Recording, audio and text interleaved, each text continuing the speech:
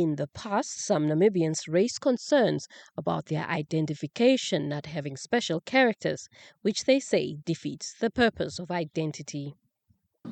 We have made like a Kantiri Kirira, so I would love to ask the ministry to come up with, to put those dots on. We have made like only Kirire, if you don't put that Kiriki under the end, the heaven will fall. So that is something that I really ask the ministry to go into that. And then with the new ID that you're planning to bring in, so that you can bring those leads in.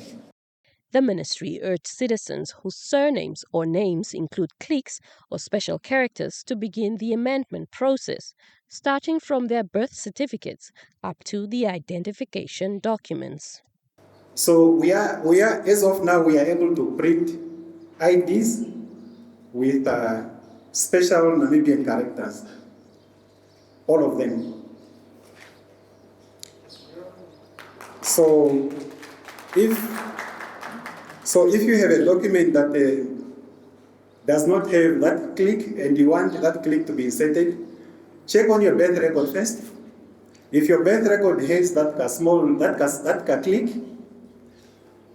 and what we'll need is just a copy of your birth certificate, certified copy, plus the original ID, and then you come and say you want to insert that special character.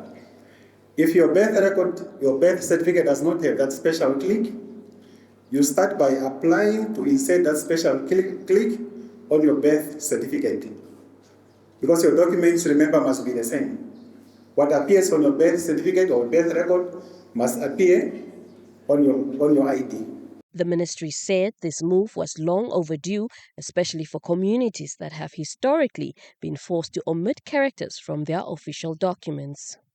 Muhapi said the development ensures that every Namibian identity is preserved in its full form, respecting linguistic and cultural heritage. Johanan Uritos, NBC News, Windhoek.